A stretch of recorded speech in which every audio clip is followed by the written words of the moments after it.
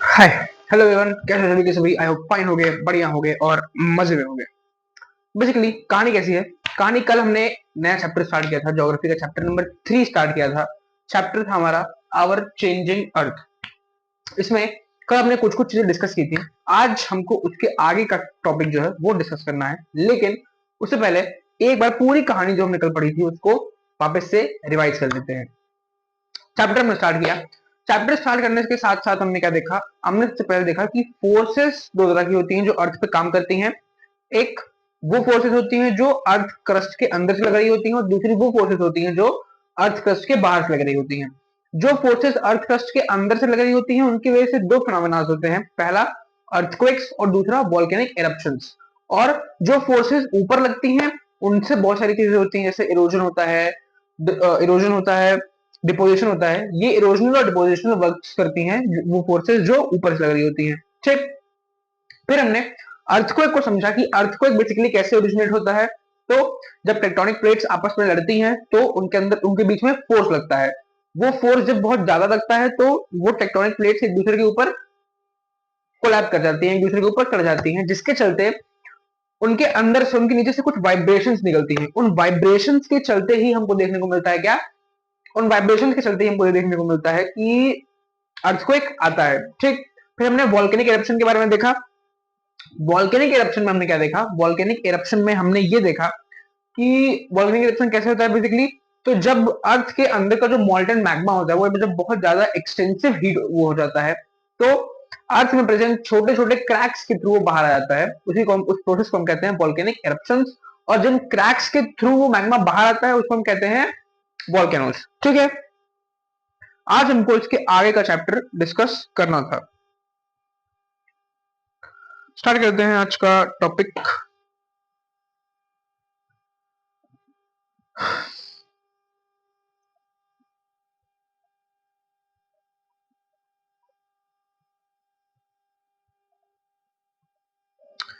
Topic हमारा start होता है मेजर लैंड फॉर्म से।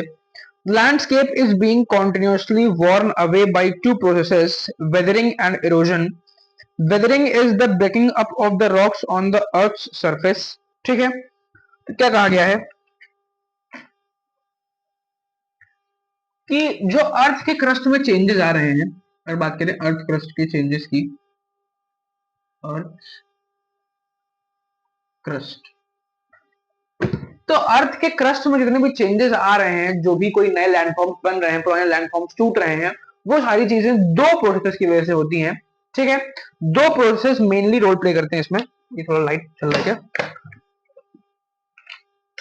दो प्रोसेस बेसिकली इसमें मेजरली रोल प्ले करते हैं। एक वेदरिंग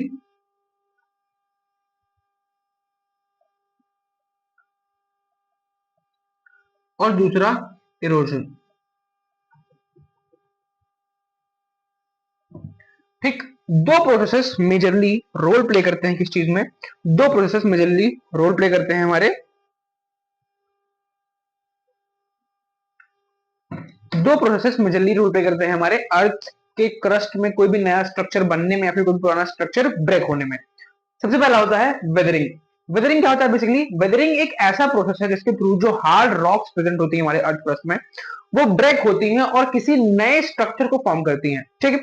जैसे जो बड़ी बड़ी चट्टाने होती हैं, वेदरिंग की वजह से, यानी कि वेदर कंडीशंस की वजह से, जैसे एक्सटेंसिव लाइटनिंग हो गया, एक्सटेंसिव हीट हो गया, एक्सटेंसिव प्रेशर हो गया, उसके चलते वो रॉक्स ब्रेक करती हैं और छोटे छोटे फ्रेगमेंट्स में टूटती हैं और वो फ्रेगमेंट्स एक नया स्ट्रक्चर बनाते हैं।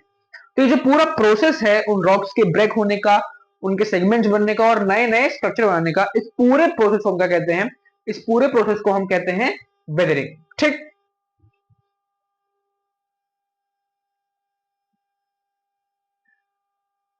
Erosion is the wearing away of landscape by different agents like water, wind, and ice. The eroded material is carried away or transported by water, wind, etc. and eventually deposited. ठीक है। तो पहला हो गया हमारा weathering, दूसरा होता है हमारा इरोजन। इरोजन में बेसिकली क्या होता है? इरोजन का प्रोसेस क्या होता है? इरोजन का प्रोसेस होता है जो सॉइल है, जो टॉप लेयर है। ठीक है। एक डिफरेंट बताता हूं, देखो ये क्या है, ये नहीं, ये क्या है, ये हमारा लैंड स्ट्रक्चर है, ठीक है, जो हमारा अर्थ का क्रस्ट है ये वो है लैंड स्ट्रक्चर। अब इस अर्थ क्रस्ट के ऊपर, इस अर्थ क्रस्ट के ऊपर एक लेयर प्रेजेंट होती है, इस मेन अर्थ क्रस्ट के ऊपर एक लेयर प्रेजेंट होती है, इस लेयर को हम कहते हैं सॉइल। अर्थ क्रस्ट और सॉइल में डिफरेंस है। अर्थ क्रस्ट जो होता है वो बेसिक चीज होती है जिसके ऊपर सारी चीजें टिकी होती हैं, उसके ऊपर माउंटेन्स टिके होते हैं, उसके ऊपर फॉरेस्ट एरिया पूरा होता है, उसके ऊपर सॉइल भी होती है। और सॉइल अर्थ क्रस्ट के ऊपर की एक लेयर है, ठीक, अर्थ क्रस्ट बेस है, सॉइल उसके ऊपर की लेयर है, लैंड बेस है, सॉइल उसके ऊपर की लेयर है, डिफरेंस लेयर है। तो वेदरिंग में हमने क्या देखा था, वेदरिंग में हमने ये देखा था कि ये जो लैंड है, ये जो अर्थ क्रस्ट है, ये ब्रेक होता है, इसकी रॉक्स ब्रेक होती हैं और कोई नया मटेरियल बनता है, ठीक। अगर बात करें इरोजन की, तो इरोजन में भी कुछ सेम ऐसा ही होता है कि अर्थ क्रस्ट के ऊपर की जो टॉप लेयर है, अर्थ क्रस्ट के ऊपर की ये जो टॉप लेयर है यानी कि सॉइल है, उस सॉइल का ब्रेक होना, उस सॉइल का टूटना, फ्रेगमेंट्स में टूटना, और कुछ एजेंट्स जैसे वाटर, विंड, इनके थ्रू उस टूटी हुई सॉइल का कहीं और जाके डिपॉजिट हो जाना, उसको कहते हैं इरोजन, ठीक। क्या कहते हैं, सॉइल है, सॉरी लैंड है, लैंड की जो अपर लेयर है, लैंड की जो अपर लेयर है, उस अपर लेयर जिसको हम सॉइल कहते हैं, उसका ब्रेक होना और कुछ एजेंट्स के थ्रू एक जगह से दूसरी जगह जाके डिपॉजिट हो जाना, इस पूरे प्रोसेस को हम कहते हैं इरोजन, ठीक है।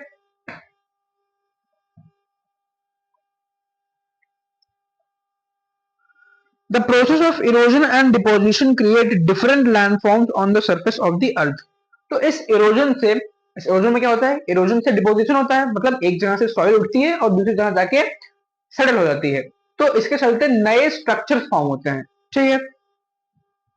Next is work of river. River का क्या रोल होता है डिपोजिशनल वर्क में। The running water in the river erodes the landscape. When the river tumbles at steep angle over very hard rocks or down a steep valley slide, it forms a waterfall. ठीक है, तो basically topic क्या है हमारा, topic हमारा ये है कि रिवर्स क्या रोल प्ले करती हैं नए स्ट्रक्चर्स बनाने में, डिपोजिशनल वर्क्स में। तो सबसे पहले तो रिवर्स भी लैंडस्केप फॉर्म करती हैं, मतलब रिवर्स भी नए नए स्ट्रक्चर प्रोड्यूस करती हैं। कैसे करती हैं, सबसे पहले समझते हैं वाटरफॉल को, ठीक है। वाटरफॉल को अगर समझे तो मान लो, क्या मान लो, मान लो ये कोई माउंटेन है, ठीक, ये कोई माउंटेन है। अब इस माउंटेन के इस हिल टॉप से, इस हिल टॉप से जब एक रिवर फ्लो करती है, जब एक रिवर फ्लो करती है तो वो रिवर ऐसे फ्लो करते हुए आती है, तो वो हार्ड रॉक से, हार्ड जो जो हार्ड सरफेस होता है माउंटेन का, उससे टच होते हुए आती है बार बार, और इस टच होते हुए आते हुए जो इसका ये जो स्ट्रक्चर बनता है, ये वाला स्ट्रक्चर, इस स्ट्रक्चर को हम कहते हैं वाटरफॉल, इस स्ट्रक्चर को हम कहते हैं वाटरफॉल, ठीक है। आगे चलते हैं।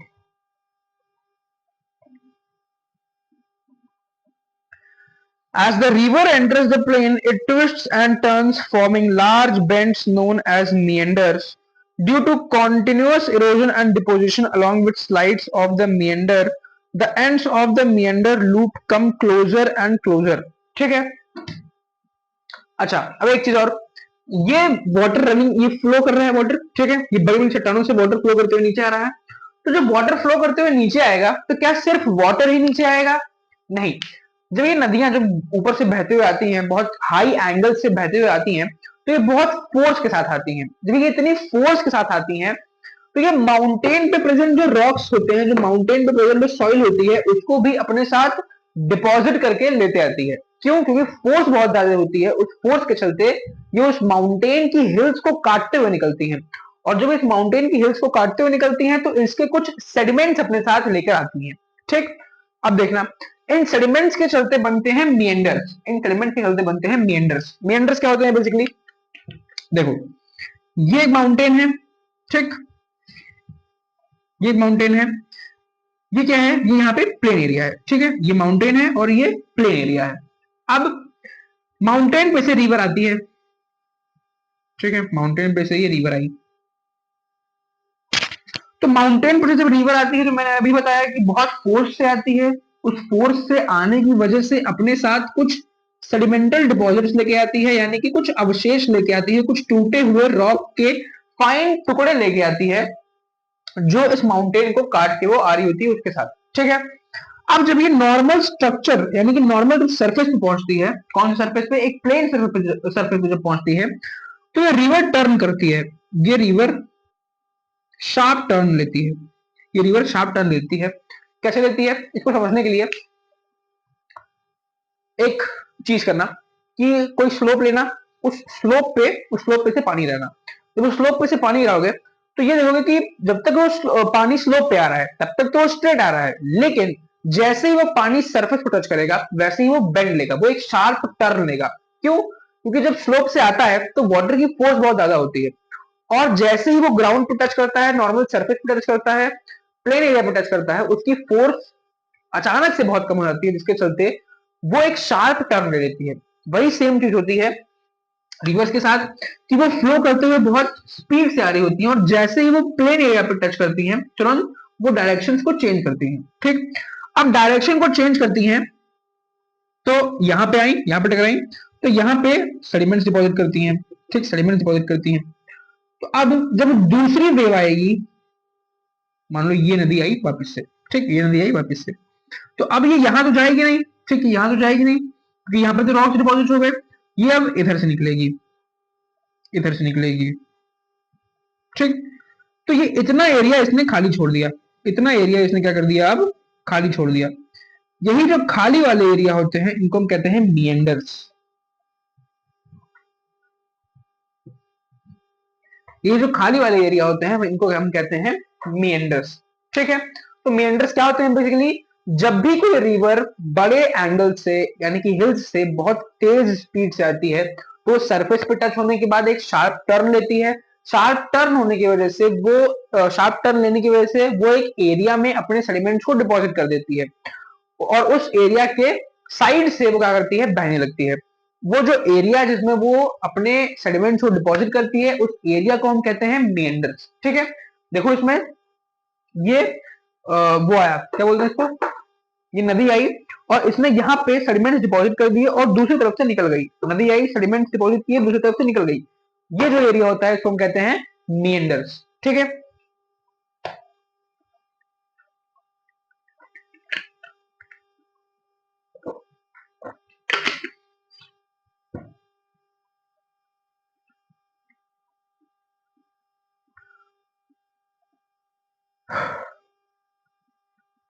in due courses of time, the meander loop cuts off from the river and forms a cut-off lake, also known as Oxbow Lake. At times, the river overflows its banks. This leads to the flooding of the neighboring areas. ठीक है, तो अब होता क्या है कि, कहाँ दिखाऊं, यहाँ देखो, ये रिवर, अब इस प्लेन को मैं इधर दिखा रहा हूँ। ठीक है, इस प्लेन वाले पार्ट को, प्लेन वाले एरिया को मैं यहाँ दिखा रहा हूँ। ये रिवर आई, ठीक, ये शार्प टर्न लिया, रिवर ने क्या किया, शार्प टर्न लिया, यहाँ पे सेडिमेंट डिपॉजिट करती गई। ठीक, फिर रिवर आई, फिर शार्प टर्न लिया, फिर रिवर आई, फिर शार्प टर्न लिया, फिर रिवर आई, फिर शार्प टर्न लिया। वो सेडिमेंट्स यहाँ पे डिपॉजिट करती चली जाती है, और एक टाइम ऐसा आता है कि जब रिवर अपनी फ्लो की डायरेक्शन को चेंज कर देती है। मतलब अब रिवर इधर से फ्लो नहीं करती है, अब रिवर जो है वो इधर से फ्लो नहीं करती है, वो इस एरिया को क्या करती है, उस एरिया को खाली छोड़ देती है और दूसरे साइड से फ्लो करने लगती है। तो ये जो एरिया उसने खाली छोड़ दिया, पहले इधर से फ्लो कर रही थी लेकिन अब इधर से फ्लो नहीं करती है, तो खाली छोड़ दिया। तो जो ये एरिया उसने खाली छोड़ दिया, इस एरिया को हम कहते हैं oxbow lake.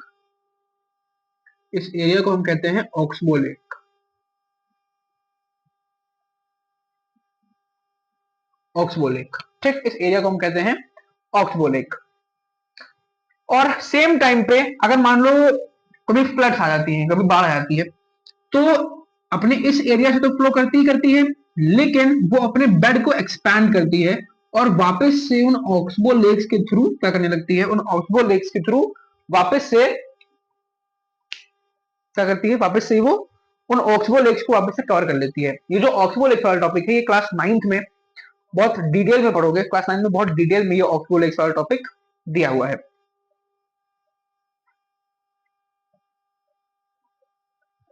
This leads to the formation of a flat, fertile floodplain. The raised banks are called levees. As the river approaches the sea, the speed of the flowing water decreases, and the river begins to break up into a number of streams called distributaries. ठीक है, अब समझो दूसरी चीज को कि 3D में दिखाता हूं कि पहले ये रिवर इधर से बह रही थी, ठीक है, ये रिवर इधर से बह रही थी, फिर क्या हुआ, ये फ्लड्स आई, ठीक है, फ्लड्स आई तो फ्लड के चलते रिवर ने अपना बेड एक्सपैंड किया, रिवर ने अपना बेड एक्सपैंड किया और अब वो पूरे इस एरिया से बहने लगी।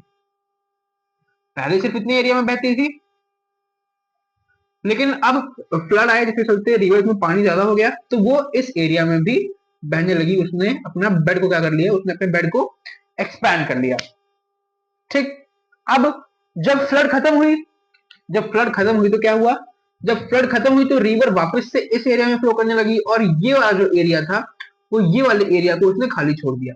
लेकिन जिस टाइम पे फ्लड थी उस टाइम पे रिवर तो यहां से फ्लो की थी ना, एक बार कुछ टाइम के लिए इधर से फ्लो की थी, तो उसने ये सेडिमेंट्स डिपॉजिट कर दिए जिसके चलते उसने इस सॉइल को, ये वाली जो सॉइल है, ये वाली सॉइल, इस सॉइल को फर्टाइल बना दिया, मतलब सुटेबल फॉर एग्रीकल्चर बना दिया। ठीक, क्योंकि जो डिपॉजिट्स वो लेके आई, जो डिपॉजिट्स उसने यहाँ पे इकट्ठा कर दिए, उसके चलते ये जो लैंड था ये फर्टाइल बन गया। ठीक, तो अब जब रिवर फ्लो करती है तो वो बीच का एरिया काटते हुए निकलती है और साइड साइड में कुछ पार्ट छोड़ देती है, साइड साइड में कुछ हिल टाइप का एरिया छोड़ देती है। जैसे यहां से अगर रिवर फ्लो कर रही है तो ये तो एक गड्ढे जैसा रीजन हो जाएगा और उसके आसपास एक थोड़ी सी उभरी हुई जमीन होगी, उसके आसपास थोड़ी सी ऐसी उभरी हुई जमीन होगी। ये जो हल्की सी उभरी हुई जमीन होती है नॉर्मल रिवर के लाइन से थोड़ी सी ऊपर वाले, थोड़ी सी हाइयर एल्टीट्यूड पे जमीन होती है, उसको हम कहते हैं लीवीज। ठीक, और इसको हम कहते हैं, ये वाला जो एरिया होता है इसको हम कहते हैं फ्लड प्लेन्स। फ्लड प्लेन्स क्यों कहते हैं, क्योंकि जब फ्लड आती है, जब बाढ़ आती है, उस टाइम पे रिवर इस एरिया को यूज करती है फ्लो करने के लिए, इसलिए इसको कहते हैं फ्लड प्लेन्स। ठीक है, ये हो गया। अब नेक्स्ट चीज क्या है, नेक्स्ट चीज क्या कही गई है,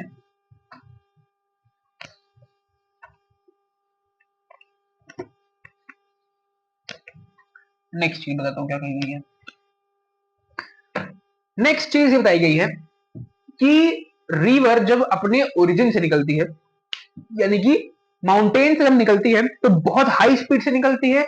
जितने टाइम रिवर माउंटेन पे ट्रेवल करती है वो बहुत हाई स्पीड से ट्रेवल करती है। ठीक है, जब रिवर प्लेन को टच करती है तो रिवर की स्पीड थोड़ी डिक्रीज होती है। क्यों, क्योंकि प्लेन सरफेस है तो उसका फोर्स थोड़ा कम होता जाता है।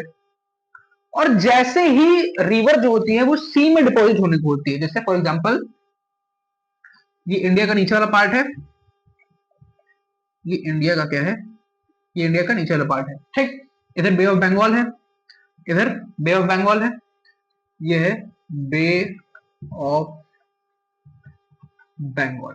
ठीक, और इधर क्या है, इधर है हिमालयन रीजन। ठीक, इधर है हिमालयन रीजन। तो हिमालयन रीजन से जब रिवर निकली तो रिवर बहुत फ्लो से निकली, रिवर के पास फोर्स बहुत ज्यादा थी तो बहुत फ्लो से निकली। जब वो प्लेन को टच की, ये उत्तर प्रदेश वाला पार्ट है, प्लेन एरिया है, जब वो प्लेन को टच की तो उसकी फोर्स थोड़ी कम हुई। अब जब वो प्लेन पे ट्रेवल करते करते कोस्टल एरियाज में आई जहां पर उसको अपना वाटर डिपॉजिट करना था, कहां पर,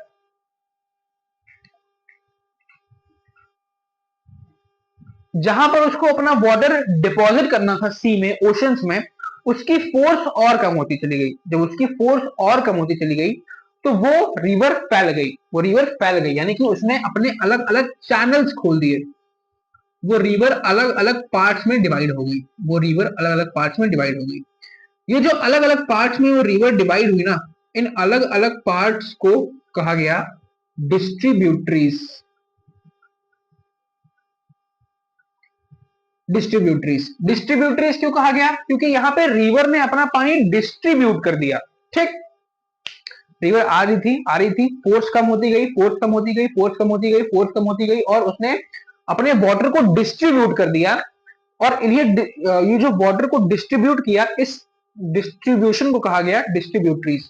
उसके वाटर को डिस्ट्रीब्यूट करने की वजह से जो अलग अलग चेंज बनी, उन अलग अलग चेंज को कहा गया डिस्ट्रीब्यूटरीज। ठीक।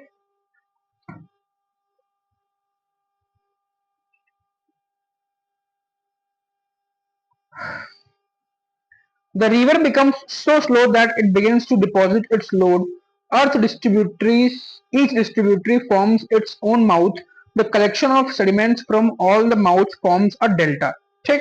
तो वही कहा गया है कि रिवर का फ्लो इतना कम हो गया कि उसने अपने ऊपर के प्रेशर को कम करने के लिए वाटर को डिस्ट्रीब्यूट कर दिया अलग अलग स्ट्रीम्स में। उन अलग अलग स्ट्रीम्स को कहा गया डिस्ट्रीब्यूटरीज। अब उन डिस्ट्रीब्यूटरीज के बीच में कुछ एरियाज आ रहा है, जैसे ये एक डिस्ट्रीब्यूटरी है, उसके बीच में ये एरिया, ये एक डिस्ट्रीब्यूटरी है, उसके बीच में ये एरिया, ये एक डिस्ट्रीब्यूटरी है, उसके बीच में ये एरिया, फिर ये एक डिस्ट्रीब्यूटरी है। इन अलग अलग डिस्ट्रीब्यूटरीज के बीच वाला जो एरिया है, जो ये वाला जो एरिया है, ये वाला डिस्ट्रीब्यूटरीज के बीच का जो एरिया है, उन एरियाज को कहा जाता है डेल्टा। उन एरियाज को कहा जाता है डेल्टा। ठीक। जैसे ये मान लो, ये क्या है, मेरा हाथ है, एक रिवर है, ये नीचे आई, ठीक, ये उसकी हो गई डिस्ट्रीब्यूटरीज, ये उसकी डिस्ट्रीब्यूटरीज हो गई। इन डिस्ट्रीब्यूटरीज के बीच का जो एरिया है, जो ये वाला एरिया है, जो ये वाला एरिया है, जो ये वाला एरिया है, जो ये वाला एरिया है, इन एरिया को कहा जाता है डेल्टा। ठीक।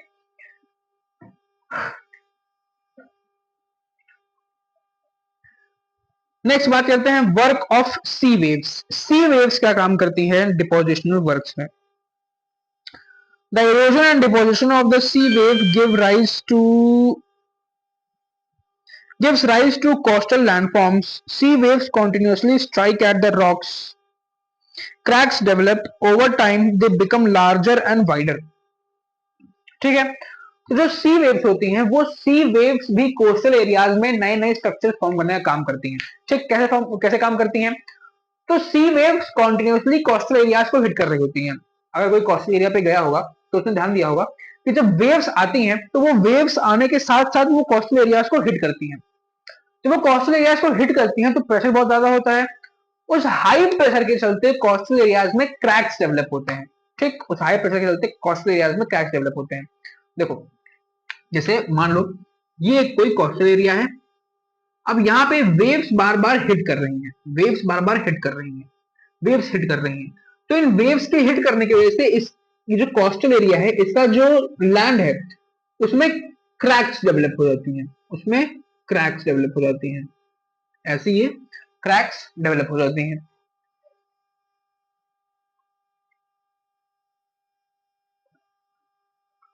Over time, they become larger and wider. Thus, hollow-like caves are formed on the rocks. They are called sea caves. ठीक है। तो क्रैक्स डेवलप हुई, और जब वाटर कॉन्टिन्यूसली हिट करता रहता है तो ये क्रैक्स बड़ी होती जाती हैं, ये क्रैक्स ऐसे बड़ी होती जाती हैं।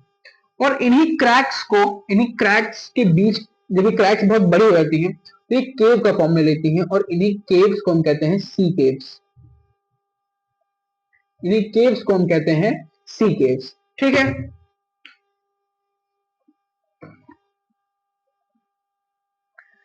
As these cavities become bigger and bigger, only the roof of the caves remain, thus forming sea arches.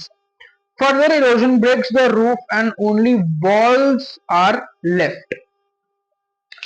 तो अब जब वाटर कॉन्टिन्यूसली हिट करता रहता है तो ये क्रैक्स बहुत ज्यादा बड़ी हो जाती हैं। क्रैक्स के बीच का जो डिफरेंस होता है वो बहुत बड़ा हो जाता है। लेकिन वाटर जो हिट करता है तो वो वाटर निचले सरफेस को हिट करता है, ऊपर के सरफेस को तो हिट करता नहीं है। तो नीचे क्रैक्स बनती चली जाती हैं, और ऊपर रूफ जो रहती है वो रूफ प्रेजेंट रहती है। नीचे क्रैक्स डेवलप हो गई, ऊपर रूफ प्रेजेंट रहती है। लेकिन जब वाटर और बहुत लंबे टाइम तक हिट करता है, मान लो 50 साल तक उस लैंड को हिट करता ही रहा, तो वो जो रूफ होती है वो रूफ भी ब्रेक हो जाती है, और सिर्फ वॉल लाइक स्ट्रक्चर्स बचते हैं। और यही वॉल लाइक स्ट्रक्चर्स हमको देखने को मिलते हैं जब हम कोस्टल एरियाज में जाते हैं। ठीक। तो ये इस तरह से एक नए लैंडफॉर्म को बनाती हैं, कौन? सी waves. These wall-like structures are called stacks. The steep rocky coast rising almost vertically above seawater is called sea cliff.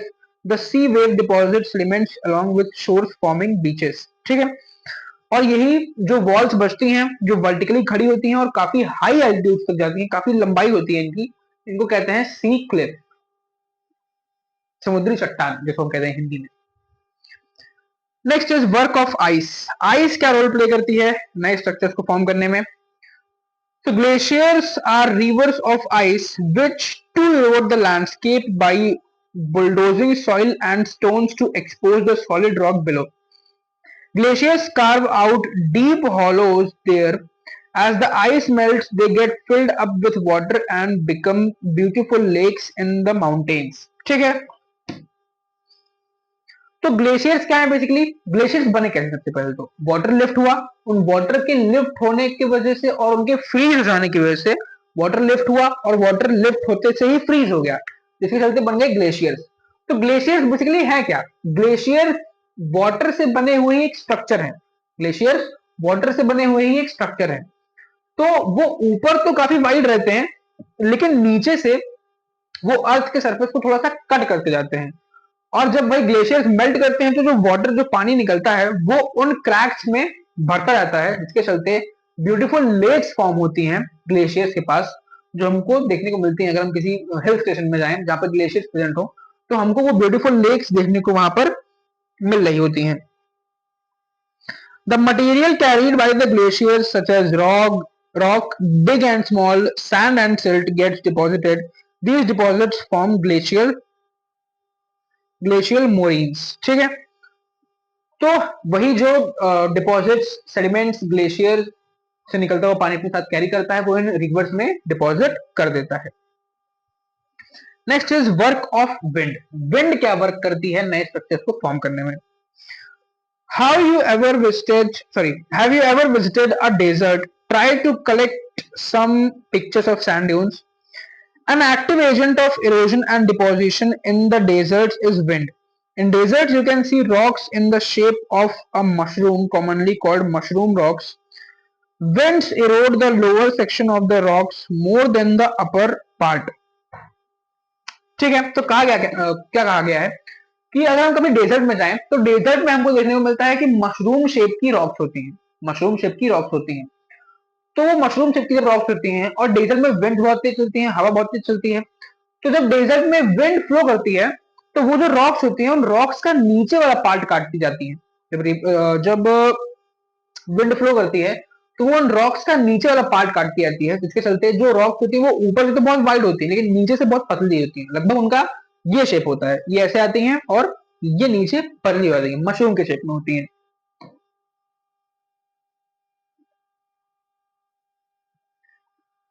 Therefore, such rocks have narrower base and wider top. When the wind blows, it lifts and transports sand from one place to another. When it stops blowing, the sand falls and gets deposited in low hill-like structures. These are called sand dunes. ठीक है, तो अब यहां पर मान लो ढेर सारी sand present है।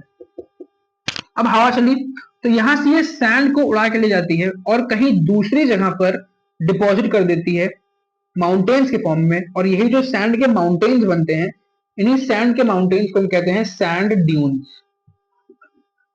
These mountains of sands are called sand dunes.